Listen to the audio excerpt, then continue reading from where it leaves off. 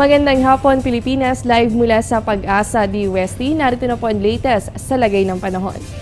Mga kababayan, nakataas po ngayon ng thunderstorm advisory ng Pag-asa, partikular po yan sa May Leyte. Diyan po sa May Matag-Ob, Villaba at Tabango. Inilabas itong advisory kaninang 2:25 ng hapon. Ibig sabihin, posible pong magtagal ang mga pagkidlat at pagkulog sa loob ng 1 hanggang 2 oras.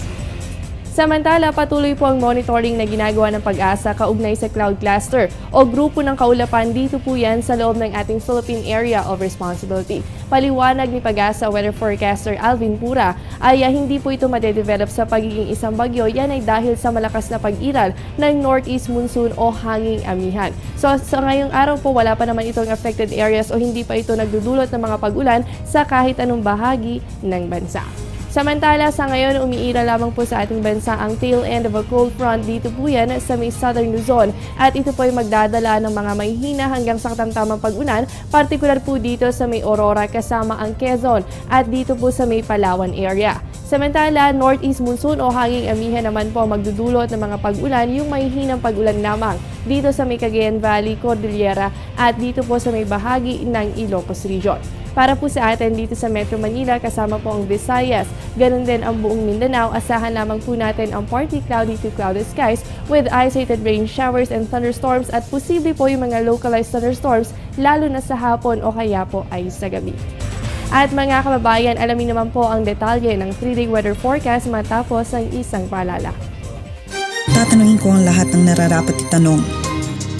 Tatanungin ko sina Manong at Manang, mga kaibigan at katrabaho, si Obama at ang barangay tanod. Tatanungin ko ang mga taong dapat tanungin para sa mga bagay na dapat ipaliwanag. Para sa bansang kailangan magtanong. Para sa kinabukasan ng ating bayan.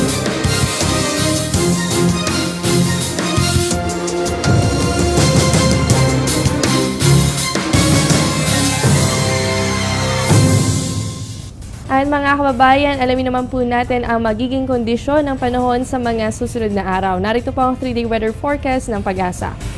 Unahin po natin sa Baguio City, makakaranas po kayo ng occasional weather o yung panakanakang pag-ulan. Simula po yan bukas, araw ng Martes hanggang sa darating na Huwebes. Ang temperatura nyo po maglalaro yan sa pagitan ng 15 to 24 degrees Celsius.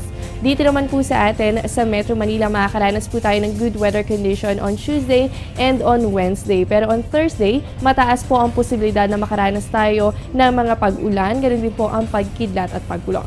Samantala, sa Metro Cebu, asahan naman po natin ang fair weather conditions for the next 3 days. Ito po yung partly cloudy to clouded skies with isolated rain showers and thunderstorms. At para naman po sa Metro Davao, asahan din po natin ang maulan na panahon bukas, ganun din sa Wednesday. Posible pong magkaroon ng mga pag-ulan kasama ang mga thunderstorms activity. Gradual improvement naman po sa lagay ng inyong panahon pagdating ng Thursday. At panghuli na lamang po sa Zamboanga City, makakaasa naman kayo sa good weather condition. Ibig sabihin, posible po ang mainit at malinsangan na panahon sa umaga at tanghali, pero pagsapit po ng hapon, merong mga tsansa ng mga isolated rain showers and thunderstorms. Simula po yan bukas, araw ng Martes, hanggang sa darating na Huwebes. At yan muna ang latest mula dito sa Pag-asa DOST. Manatiling nakatutok sa Panahon TV Express kung saan walang pinipiling panahon ang pagbibigay impormasyon. Ako po ang inyong nakasama, ang inyong weather body, Jessie Basco, na nagsasabing walang dadaig sa taong may alam at laging handa. Magandang hapon.